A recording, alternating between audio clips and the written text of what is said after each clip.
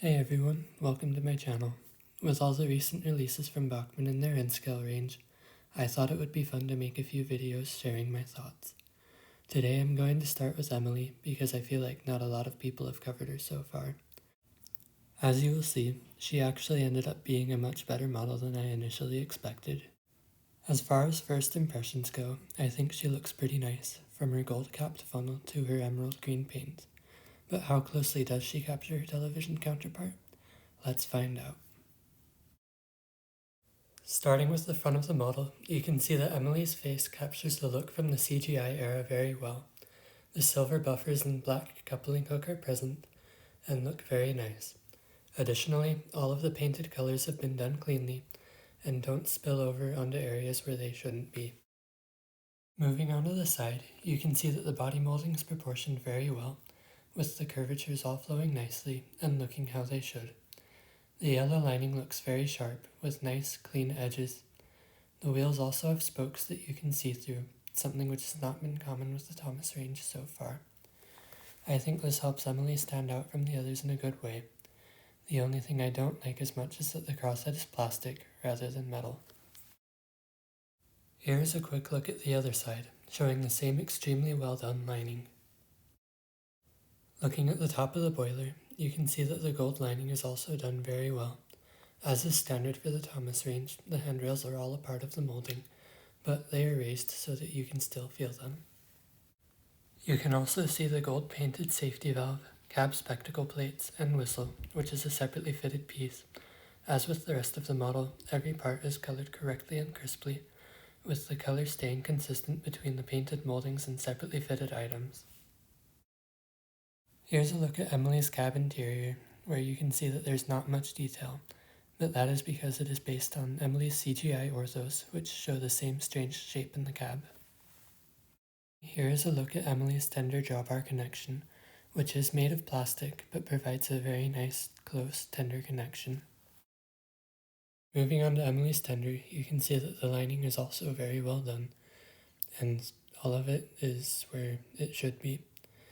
And one thing I really like about the tender is actually the coal rails on top of it, because I was a little worried about them, because I was worried they'd be fragile, but they're actually very solid and they don't really feel like they could break. So it's nice that Bachmann were able to do that and also have them be see-through. Here's a quick view of the lining on the other side of Emily's tender, and while we're here you might notice that the coal load is actually pretty tall. That is another side effect of Bachmann using the early orthographics of Emily's CGI model, and you might notice that that is also why Emily doesn't have the lamp or the lamp irons that she gained later on in the series as well. Here's the back of Emily's tender, and you can see the buffer beam has the same nice silver buffers and the coupling hook, and on the underframe you can see a lot of nice rivet detailing, which is interesting to me because Emily's CGI model actually doesn't have them, and so that made me look around a little bit, and her HO scale model also doesn't have them, but her large scale one does. So that was interesting to me because I'm kind of wondering where Bachmann picked that up from. However, with that said, I do think that the added detail is nice, and I don't think it's a distracting addition to the model either. One thing I also wanted to talk about is Emily's scaling. She is very consistent with the other models in the range in that she is based on the CGI model, but follows the scaling in the model series. This is consistent across all of the models in the range except the coaches. As you can see here with the troublesome trucks, the main body of Emily's tender is quite a bit taller than the tops of the trucks, like it is in the model series. In contrast, in the CGI series, the truck's height is pretty much the same as Emily's tender, with only the coal rails extending above them. However, since the coaches are based on their CGI scaling, you can see here that they match up very well with the show, being taller overall than Emily's tender, while in the model series, Emily's tender is taller compared to the coaches. Now for a quick look at the mechanism. I took the keeper plate off, and as you can see, Emily has bearings on her driving axles, which is really good to see. Something that is also kind of interesting is that her big driving wheel has 2 pairs of pickups. I'm not sure if the second pair actually helps, and it's the first time I've ever seen it, but I thought it was interesting. Something that is kind of surprising, though, is that Emily doesn't have a flywheel. Every other engine in the Thomas range so far has had one, and I think it's kind of a backward step that she doesn't.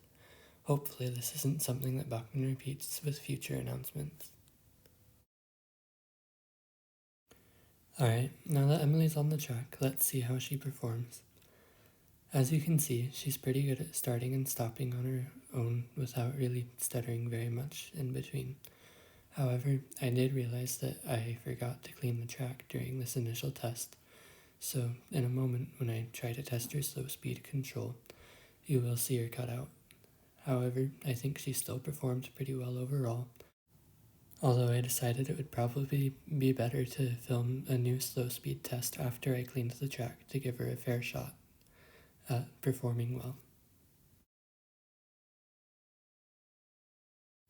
As you can see, she's doing quite a bit better, with it taking her about 10 seconds to cross a 5-inch piece of track. She's actually one of my best runners overall, which is pretty impressive considering she doesn't have a flywheel.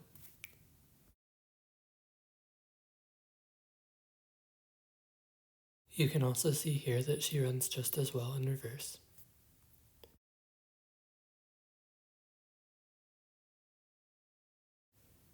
Alright, here you can see that I decided to test Emily's strength, and you can see she's actually pretty decent. She can pull 13 wagons and a brake van, and I think if my layout had curves that weren't as tight, she'd probably be able to pull 1 or 2 more, and that's really only a problem with my layout because, as you can see, the train goes all the way around one of the curves. Finally, for my last performance test before getting to the running session, I'm going to show how Emily runs over all of my different points.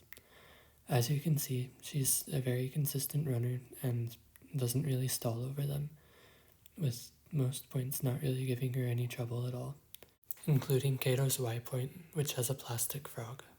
Now, I have had a small problem with Emily derailing on one of my Cato points. However, that is more so an issue with the points themselves, which is easily solved by adding a short straight between the curved track and point, as shown here. Finally, now let's get to the running session.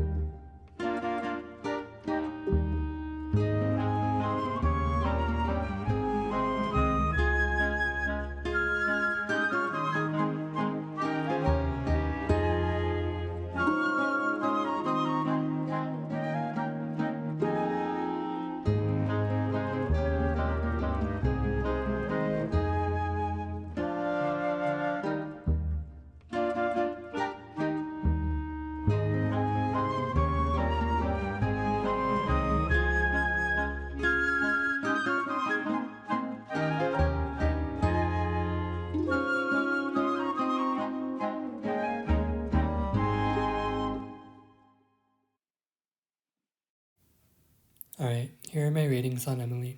For detail, I gave Emily a 4.5 out of 5. Her proportions all look correct, and she matches her CGI orthographic very well.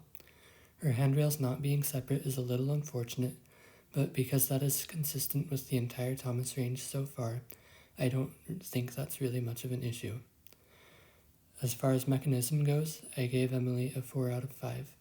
The only things really knocking her down are the fact that she doesn't have a flywheel, and that the crosshead is plastic. For performance, Emily gets a 4.5 out of 5. I found my model to run extremely well, despite the lack of a flywheel and limited number of pickups.